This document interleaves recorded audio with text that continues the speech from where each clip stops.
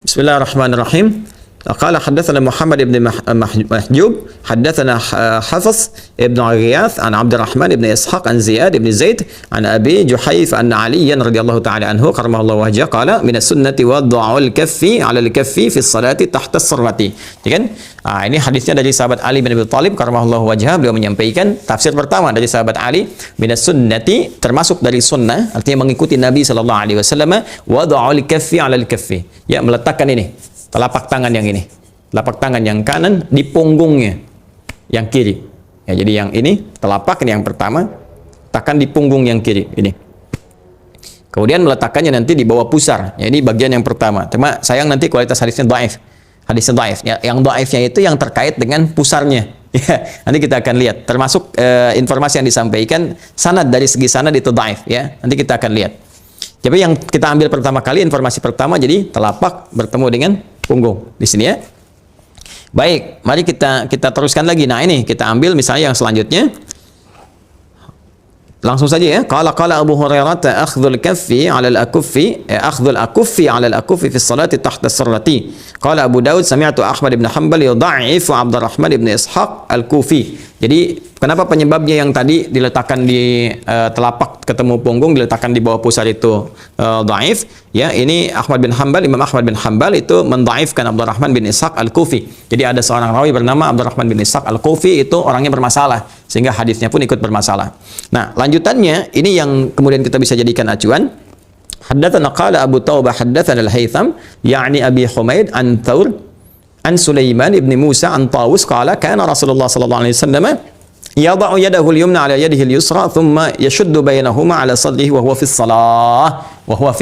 shalah. Nah, jadi teman-teman sekalian, di sini kalau kita teruskan nanti kita juga bisa ambil dari yang An-Nasa'i, hadis riwayat Muslim, nanti untuk mempersingkat saja, untuk mempercepat supaya apa yang kita sampaikan singkat kultum dalam menjelang buka ini bisa lebih efektif. Jadi nanti secara singkat ada 3 bagian yang bisa kita letakkan dalam konteks kita bertakbir ya, untuk meletakkan tangan. Jadi yang pertama begini, sudah diangkat. Pertama meletakkan ini, teman-teman sekalian, telapak yang ini di punggung yang kiri, telapak yang kanan di punggung yang kiri begini. Ya, jelas ya? Satu. Kemudian yang kedua, rusghun ala rusgin. Rusghun ala rusgin. Ini pergelangan ini di pergelangan yang ini. Jadi mengangkat ini pergelangan ke sini. Jelas ya? Nah, tapi langsung ya, jangan diukur dulu misalnya Allah. Tidak ya. Jadi langsung ya Allahu Akbar ini ya. Nah, yang ketiga sa'id. Sa'id itu di sini ya. Nggak sampai ke sini. Kalau sini mirfaq. Ya, di sini. Nah, antara ini sampai dengan ke sini. Ya, jadi begini. Dilebihkan sedikit lah paling gampang. Jadi telapak ini letakkan di sini. Paling gampang di sini. Dan nggak nyampe ke sini. Justru ini nanti ada riwayat mengatakan dikecam. Nabi tidak menyukai orang sholat dengan seperti orang sombong dalam bertakbir. Yang dimaksud sombong itu ada yang menafsirkan meletakkan telapaknya di siku begini. Ya, seperti ngawasin proyek kan begini. Itu ya, mundurin proyek gitu. Ini kan sedang menghadap Allah, ya. Awas, hati-hati nih, sedang di puncak misalnya subuh-subuh dingin luar biasa. Allahu Akbar begini kita. Nah, itu tidak. Tetap di sini 3 posisi. 1 di sini, 2 di sini, 3 agak lewat ke sini di sini. Ya, jadi silahkan pilih mana yang nyaman di sini atau di sini. Nanti hadisnya spesifik. Ini hadisnya sahih, ya. Nah, cuma nanti perbedaannya ketika sudah meletakkan seperti ini, letakkannya di mana? Ya, apakah tadi di bawah pusar yang disebutkan hadis riwayat Ali bin Abi Thalib, ya kan? Ataukah kemudian dari Taus, kan? Diletakkannya di dada. Dada itu sebelah mana? Apakah yang ini? Apakah yang ini? Gitu kan? Nah, itu yang kita lihat teman-teman sekalian. Nah, dari 2 perbandingan ini, saya penting sampaikan dulu asal mula ketika mengangkat ini seperti ini, itu asal mulanya irsal, begini. Irsal itu tidak meletakkan sama sekali. Jadi begini asal mulanya di awal-awal masa salat. Ya, seperti ini teman-teman sekalian. Ulangi ya, jadi bertakbir Allahu Akbar ini seperti ini. Ini nanti riwayatnya banyak diriwayatkan oleh Imam Malik. Jadi di Malikiyah ya, rahimahullah jami'an, di Malikiyah itu kalau Anda misalnya melihat nanti ada orang salat begini, Masjidil Haram misalnya kan, takbir Allahu Akbar. Nah, itu Maliki. Jadi mengambil hadis dari Nabi riwayat Imam Malik. Ya, nanti dipraktekkan misalnya ada di Tripoli di Libya, ada di Tunisia, ada dan di Aljazair ada, nyebrang dikit ke Italia ada, ya Spanyol, ya itu Maliki rata-rata. Jadi begitu mereka salat Allahu Akbar begini. Ya, kalau sedang di Masjidil Haram ada yang begini, jangan diajak ngobrol pas sedang sholat. Ya, Allahu Akbar. Oh man, how are you? Dia sedang sholat. Ya, jangan diajak ngobrol. Jadi ini dia begini. Ya, dan ini jangan ditafsirkan juga Syiah. Ya, jangan tafsir oh, setiap yang begini Syiah. Awas tuh, Syiah gitu. Ya, bukan, belum tentu Syiah. Ya, nanti Syiah bisa dibedakan saat prakteknya ketahuan dalam sujud dan duduk di antara dua sujud itu ketahuan sekali. Bedanya di situ nanti ya. Ada yang nyimpan kemudian batu atau bagian dari tanah Karbala, tentu ada yang kemudian nepak-nepak di antara dua sujud itu akan kelihatan. Ya, tapi ke dalam takbir seperti ini Sunni juga ada yang begini, itu mazhab Maliki. Kemudian yang bertakbir mengangkat tadi yang saya terangkan, diangkat dan diletakkan. Nah, ini pertama kali di sini, begini, begini, atau begini. Maka riwayatnya di sini teman-teman sekalian agak luas sekali dan ada perbedaan pendapat di kalangan para ulama. Yang pertama, ada yang menyebutkan di sini di perut dan ada yang di bawah perut yang tadi kita sampaikan. Ya, rata-rata di bawah perut yang riwayat Ali bin Abi Thalib tadi, Abu Hurairah, tapi sayang didoaifkan karena sanadnya. Ya, bukan karena matanya tapi karena sanadnya. Tapi untuk kehati-hatian, status ini kemudian menjadi perluasan di kalangan para ulama dan ada yang memilih untuk mengambil riwayat yang paling kuat. Ya, nanti kita lihat maknanya. Jadi ini yang pertama di sini. Ya. Yang kedua, teman-teman sekalian, di dada. Dan ingat betul baik-baik. Dada itu, teman-teman sekalian, di dalam konteks bahasa Arab itu ada yang spesifik penekanannya disebut dengan sodrun. Ya, ada yang sodrun. Ya, sodrun, ada yang nahrun. Nahrun itu yang sebelah atas yang dekat ke leher. Ya sini, kalau ini ke halak ya tenggorokan di sini, ya tenggorokan ya, halak ya kalau kita ada suara harful halak di tajwid ya ha itu kan dengan ain halak ya lepas wastul halak ha ain. Nah, kalau kita taruh di sini, nah ini nahrun namanya. Nahrun, makanya unta itu sembelihnya di naharnya. Ya inna a'tainakal kautsar fasalli rabbika wanhar. Ya, sembelih, unta disembelih dengan menggunakan posisinya di naharnya dan dalam keadaan dia berdiri, enggak dijatuhkan. Ya. Sebaliknya sadrun itu letaknya teman-teman sekalian. Ini ma bainan nahri wal batni, antara nahar di sini dengan perut di sini. Ya, jadi kalau untuk spesifik laki-laki kurang lebih di sinilah posisinya nih. Ya ada rongga yang agak cengkuk kita ke dalam. Nah, di sini. Ya, jadi kalau kita takbir Allahu Akbar letakkan di sini. Ya. Jelas ya? Nah, perempuan bisa di sini, bisa sedikit agak ke atas di sini. Ya. Baik, sedikit agak ke atas di sini. Jadi bukan di sini. Awas ya, bukan di sini nahrum namanya kalau di sini. Kalau kita turunkan ke sini sadrun. Ini batas paling atasnya sadrun. Nah, batas paling pertengahannya pasnya di sini. Ya, ada rongga yang ada cengkuk di sini antara perut dengan ke sini. Ya, ada rongga cengkuk di sini. Ya, nanti kita bisa letakkan di sini. Nah, ini namanya sadrun. Jelas ya? Sadrun. Nah, saya pribadi lebih memilih untuk menguatkan yang hadis riwayat yang di sadrun ini. Karena lebih dekat ke pemaknaan hikmahnya. Ke esensinya. Nah, apa pasalnya, apa penyebabnya? Perhatikan baik-baik. Kalau kita kaitkan dengan hadis-hadis terkait dengan praktek sholat, secara keseluruhan, konteks umumnya dalam rangka bertakbir, kita akan temukan. Perhatikan baik-baik. Bukankah Nabi memberikan isyarat kepada kita bahwa saat seseorang mulai bertakbir, setan itu mulai menggoda, memberikan was-was kan? Dan setannya namanya khanzib, gitu kan? Khanzib, gini. Ada yang menyebut khanzab, ada yang menyebut khanzib. Dia ini ini ya. Yang selalu memberikan was-was kepada kita, mengingatkan sesuatu di luar konteks sholat. Ya Allahu Akbar, ingat handphone, ingat ini, ingat itu, ingat mobil, ingat jemuran belum diangkat. Ini oknumnya. Ini oknumnya, ini kita perlu taklukkan. Sedangkan dia, setan itu kan fungsi memberikan was-was. Dan was-was itu ditanamkan ke dalam kolbu, ke dalam jiwa kita, ke hati kita. Nah, ya, di dalam kolbu ini ada nafas, teman-teman sekalian. Jiwa, yang dimaksud jiwa itu nafas. Ya, nafas. Jadi nafas ini nanti punya dua unsur lagi, yang paling kecil kayak atom persis deh. Ya, ada atom itu kan ada proton, ada neutron dan sebagainya. Ya. Jadi kalau di atom tubuh kita itu nafas namanya. Di sini ada positif, seperti atom positif disebut dengan takwa. Ya, ada negatif. Ya, negatif disebut dengan fujur. Tuh, ini rumusnya di Quran surah 91 Asy-Syams ayat 7 sampai 10. Wa nafsi wa ma sawaha fa alhamaha fujuraha wa taqwaha. Nah, ini karena ini saling berlawanan, ini baik. Ya, ini yang negatif, ya cenderung kepada hal yang kontradiktif dengan ini sehingga selalu bergejolak. Sehingga di tubuh kita tuh suka ada gejolak dalam jiwa kita. Ya, gejolak. Kadang-kadang mau sholat Allahu Akbar, sekarang apakah sekarang atau nanti ya, atau ini kerjakan ini dulu atau jawab handphone dulu dan sebagainya. Nah, itu pergolakan ini. Sesuatu yang bergolak disebut dengan kolbu secara cepat. Ya, makanya ini nafas tempatnya disebut dengan kolbu. Tempatnya nafas disebut kolbu. Jadi kalau kita detilkan, dalam nafas ada takwa, ada fujur. Kemudian di nafas ini tempatnya ada di kolbu, tempat besarnya. Kolbu ini tempatnya ada di sodrun. Ya, sodrun. Nah, di dada, kan? Mana dadamu? Ini dadaku, gitu kan? Nah, itu kan menunjuk kepada hati, kepada jiwanya, sumber kehidupannya. Ini sumber kehidupan, ini unsur terkecilnya, ada di kolbu karena bergejolak. Kolbu tempatnya ada di sodrun. Jamaknya sodrun, sudurun. Nah, setan itu berusaha menggoda langsung di frame terbesarnya, di sodrunnya nih, di sudurnya. Ya, supaya ininya terus digolakin, ya, jadi semakin menggolak gitu kan, semakin muncul kegelisahan dan sebagainya, dan ini juga kena, nah ini juga berusaha fujur dibangkitkan, ya, kalau fujur dibangkitkan, takwa yang ditekan, nah ini yang paling bahaya, muncullah keburukan-keburukan, ya, jelas ya, sampai di sini teman-teman sekalian. Nah, dari mana taunya dia menggoda ke sini? Di surat An-Nas, ya, qul a'udzu birabbin nas, malikin nas, ilahin nas, min syarril waswasil khannas alladzi yuwaswisu fi sudurin nas. Nah, karena itulah teman-teman sekalian, penting bagi kita untuk menjaga keadaan hati kita, ya, keadaan jiwa kita, supaya nggak banyak dikuasai oleh setan. Karena itulah kita mencoba menjaga, memegang dengan baik, begitu bertakbir, Allahu Akbar, jaga nih jiwa kita, jangan sampai diotak-atik oleh setan. Karena itu, kondisi lebih seperti ini, untuk menguatkan ini dipandang lebih memantapkan kita untuk mendekatkan kepada khusyuk dibandingkan kita mendiamkan begini. Sekalipun itu kembali kepada kondisi masing-masing. Tapi saya lebih memilih untuk seperti ini, karena ini lebih mendekat kepada pemaknaan dan hikmah. Jelas ya?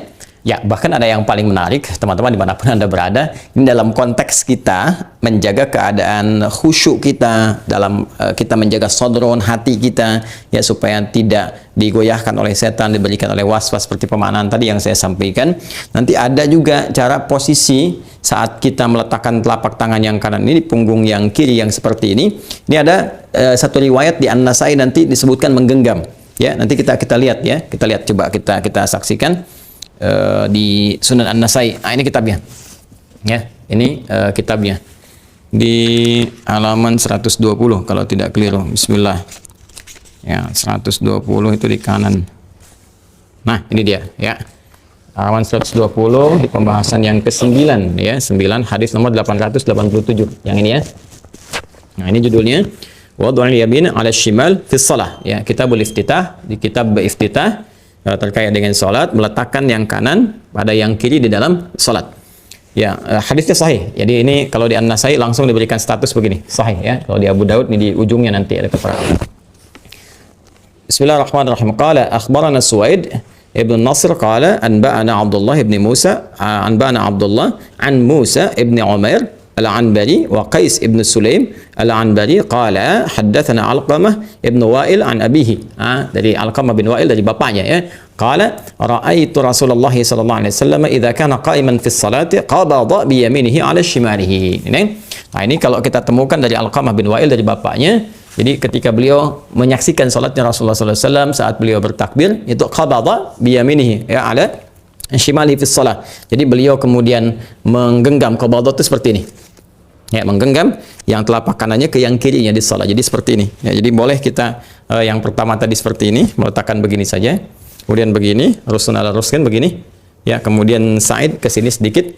Ini pun nanti di An-Nasai ada hadis berikutnya yang menerangkan yang telapak ya, kemudian ke rusun pergelangan sampai ke sa'id. Ini kalau kita baca hadis nomor 889. Ya, ini kita temukan. Baik, 889. Nah, di sini ada redaksinya. Thumma wada'a yadahu al-yumna 'ala kaffihi al-yusra war-rusghi was-sa'id. Ya, wa kaffihi al-yusra war-rusghi was-sa'id. Ini diletakkan begini, war-rusghi ini, was-sa'id di sini. Nah, yang tadi sampai qabada sampai begini. Ya, artinya saking pentingnya kita menjaga keadaan khusyuan hati kita, menjaga jiwa kita gitu kan, ketika kita menunaikan salat supaya tidak banyak was-was setan memberikan pengaruh pada salat kita. Maka ada redaksi sampai menggenggam seperti ini, dan di Abu Daud tadi sampai menekan seperti ini. Jadi saking kita menjaga diri kita, menguatkan diri kita, ini diantara hikmahnya supaya nggak kena was-was setan. Jadi ketika Allahu Akbar seperti ini, bukan cuma meletakkan, tapi kita coba sedikit dikencangkan, gitu kan? Kencangkan seperti ini sehingga membuat, jangan terlalu kencang juga ya, nanti nafas kita bisa bermasalah gitu. Yang dimaksudkan ini memberikan dampak kepada jiwa kita sehingga menekan was-was supaya keluar dari keadaan tubuh kita. Ini bisa menggenggam begini, bisa sekedar begini saja. Ya, jelas ya? Nah, ini ada bagian-bagian yang penting sekali untuk kita pahami, terutama aspek hikmah ini. Ya, kadang orang cuma cukup sampai yang penting benar. Ya benar secara fikih, kewajiban itu tuntas tuh kan, tapi hikmah nggak dapet. Ya, sekali lagi kenapa diangkat begini, kenapa kemudian seperti ini, ya. Dan yang paling menarik ini, kenapa yang kanan ini yang menutup yang kiri? Ya kan? Bukan yang kiri begini yang tadi dibenarkan oleh Nabi, kisahnya Ibnu Mas'ud radhiyallahu taala anhu, ya. Begini, kemudian dibalik ininya bukan yang ini tapi yang ini, yang kanan yang menutupkan yang seperti ini, ya. Nah, ini ada hikmah juga teman-teman sekalian, dan hikmah ini nanti nyambung ke doa iftitah. Ya, karena itu nanti kitab di An-Nasai dibuka dengan kitabul iftitah, membuka, ya. Ada doa iftitah, nanti akan nyambung suasana ini ke doa iftitah. Apa itu? Ini refleksinya begini, gambarannya. Ini agak jarang ya didapatkan informasi seperti ini. Kita harus menggali dengan cukup banyak dia. Jadi yang kanan ini kan umumnya mewakili segala hal kebaikan, digambarkan sebagai sesuatu yang kanan, ya. Jadi aliran kanan, pemikiran kanan ini umumnya menuju pada sesuatu yang positif baik. Yang kiri sesuatu gambaran yang kurang baik lah ya, visualisasinya seperti itu. Antitesis dari yang kanan tadi. Nah, kenapa dalam kehidupan kita teman-teman sekalian, kita penting untuk menyadari, ini kalau kita gambarkan kiri sesuatu yang kurang baik sebagai gambaran umum, kanan sesuatu yang baik. Nah, sekarang perhatikan baik-baik. Kiri ini megang di sini, ya kan? Ini ke bagian dada kita, inti jiwa kita, dan di situ tadi saya terangkan ada takwa, ada fujur di nafas kita, ya. Takwa mewakili jiwa-jiwa kebaikan, ini qad aflaha man zakkaha wa qad khaba man dassaha, ini fujur mewakili hal-hal yang jelek, yang kurang baik, yang asalnya untuk bisa menjadi katalis trigger yang baik itu muncul. Tapi kadang-kadang ini dibuat oleh setan menjadi dominan, diberikan was-was. Ya, kalau di sini misalnya ada jujur, di sini ada dusta, misalnya kan. Nah, asalnya dusta itu ya dibuat oleh Allah, dijadikan untuk bisa ya mengatrol, ya mengangkat supaya jujurnya itu naik. Jadi dusta diciptakan untuk membuat jujur itu muncul. Sebab kalau nggak dibuat sifat dusta, itu jujur nggak akan muncul. Bukan untuk menjadikan manusia berdusta, bukan. Ya, marah itu diciptakan, marah. Ya, supaya sabarnya nampak. Jadi kalau nggak ada marah, sabar nggak ketahuan. Nggak ada peristiwa yang bisa membuat kita misalnya terpancing sesuatu keluar amarah. Nah, itu sabar nggak akan nampak. Coba ujuk-ujuk suami pulang ke rumah, istri mengatakan sabar ya Pak, sabar. Ya, ada masalah apa? Ya kan? Tapi kalau ada persoalan dan sebagainya, kemudian tampak dalam kehidupan, maka cara memahaminya ini Allah ingin meningkatkan kesabaran kita sehingga kualitas kehidupan kita lebih meningkat untuk mengatasi persoalan di masa depan yang lebih besar lagi. Ya, jadi bukan untuk membuat manusia larut dalam amarah. Cuma kadang ini dimanfaatkan oleh setan. Alladzi yuwaswisu fi sudurin nas. Ini yang dimunculkan sehingga jadi pemarah, jadi orang yang terlibat dalam dusta dan sebagainya. Ini yang jeleknya, ini yang muncul. Ya, ini yang munculnya nih. Nah, ketika ini muncul perbuatan yang kurang bagus, yang keluar dari sini, dari nafas ini. Karena fujur tempatnya di nafas, sering disingkat dengan nafsu. Ya, maka nafsu digoda oleh setan lewat sudur ini, maka keluarlah kemudian perbuatan dari nafsu itu yang jelek. Ini yang dimaksudkan di Quran surah ke-12 ayat 53. Ya, wa ma ubarni'u nafsi innan nafsa la'ammaratun bisu'. Ya, kita nggak bisa menjadikan diri kita suci sepenuhnya karena dalam diri kita itu ada nafas, di dalamnya ada fujur yang sering diwaswasi oleh setan. Sehingga ketika ini dominan keluar perbuatan buruk. Buruk ini yang disebut oleh Al-Qur'an dengan nama su. Ya, su, sesuatu yang kotor, yang buruk, yang tadi direfleksikan oleh diri kita ya dengan bagian kiri tadi. Ya, maka ini teman-teman sekalian sumbernya dari mana? Dari sini, dari hati kita. Jadi semua kegiatan kita teman-teman, baik yang positif ataupun negatif, pada intinya bersumber dari sini. Dan ini yang disebutkan di hadis Nabi SAW. Nanti dalam hadis yang lain, sahih kualitasnya, Nabi menyampaikan, Inna fil jasadi mudghatan, idza salahat salahal jasadu kullu, wa idza fasadat fasadal jasadu kullu, ala wahiyal qalbu. Ini, tadi saya sebutkan. Dalam diri kita itu, ya, ada inti kehidupan di manusia yang menentukan perilaku kehidupan manusia. Kalau dia bagus, maka bagus semua perilakunya. Karena dia akan memberi sinyal pada seluruh anggota tubuh untuk bersikap, ya kan? Kalau dia jelek, maka akan jelek. Ya, semua sikap dari anggota tubuh itu pancarannya ada di situ. Ala wahyal qalbu, kata Nabi, itulah qalbu seseorang. Dan di qalbu ini maksudnya apa? Ada nafas. Di nafas ini ada apa? Ada takwa. Jadi kalau takwa yang memberikan sinyal, nih yang baik, dari jiwa kita yang baik yang keluar, jadi pancarkan ke tangan, tangan berbuat baik, ke wajah, wajah bersikap yang mulia, ke lisan, lisan bicara yang baik. Kalau dipancarkan dari kolbu kita, dari nafasnya takwa. Tapi kalau yang jelek, fujur tadi, keluar dari nafsunya, keluar, maka jelek pula keseluruhannya. Ala wahyal qalbu. Makanya dalam sholat, ini isyaratnya adalah segala sesuatu yang jelek dalam kehidupan kita itu seringkali bersumber dari sini. Ini yang harus kita jaga. Ya, ini yang harus kita jaga, ini yang harus kita kendalikan. Jadi kalau nggak mampu mengendalikan jiwa kita, hati kita, maka keluarlah sesuatu yang kotor, sesuatu yang buruk. Ya, dan direfleksikan teman-teman sekalian, buruk kan dengan yang kiri ini. Dalam sholat kan kita bertobat, ingat ya? Kita bertobat. Ya, maka itu cara taubat yang baik adalah salah satunya, gantilah yang jelek ini dengan sesuatu yang baik. Ini gambaran dengan yang kanan. Tutupi yang jelek dengan perbuatan baik. Ya, ittaqillaha haitsu ma kunta wa atbi sayyi'atil hasanata wa atbi sayyi'atal hasanata tamhuha. Ya, bertakwalah kepada Allah dimanapun kau berada, kata Nabi SAW, ya. Dan cara bertakwa itu mengoreksi dirimu, tutupi segala yang jelek itu dengan yang baik, maka yang baik ini akan menutup yang burukmu dan keluarlah kebiasaan baik dalam kehidupan. Ya, ini yang dimaksudkan dalam hadis lain, as-salawatu ila salawat, kan? Wal jumu'atu ila jumu'ati, wa ramadan ila ramadan kafaratun lima bainahunna. Salat yang ditunaikan dengan baik dari salat satu ke salat yang lainnya, Jumat ke Jumat, Ramadan ke Ramadan, akan menggugurkan kejelekan-kejelekan ya yang muncul pada diri kita itu, ya dunal kabair, malam takunil kabair, sepanjang bukan dosa besar yang harus ditobati. Ini yang menjadikan tanha 'anil fahsyai wal munkar, merubah perilaku menjadi baik. Karena saat sholat dia sadar, dia membawa keburukan, kan? Dia membawa kejelekan selama hidupnya, terus dia menghadap Allah sekarang, mungkin wafat saat sholat. Makanya ketika dia kemudian merasakan ini nih, yang menyebabkan saya berbuat jelek dalam kehidupan. Ini sumbernya di sini. Ya, kepada orang lain kata-kata yang kotor, merasa lebih hebat, ya, kemudian berbuat yang tidak pantas. Lalu coba kita tutup dengan yang baik. Kita memohon kepada Allah, ya Allah berikan aku kekuatan untuk mengendalikan jiwaku, melawan waswas setan.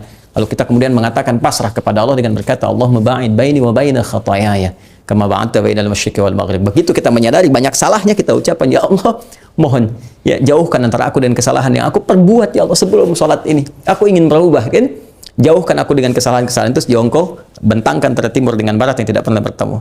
Ya, atau engkau pasrah kepada Allah, mohon kepada Allah perlindungan, kebaikan, dan berusaha menjadi baik sejak saat ini dalam solat Anda. Anda mengatakan misalnya, wajjahtu wajhiya lilladzi fatara samawati wal ard hanifan musliman wa ma ana minal musyrikin, inna salati wa nusuki wa mahyaya wa mamati lillahi rabbil alamin la syarika lahu bidzalika umirtu wa ana awwalul muslimin atau wa ana minal muslimin.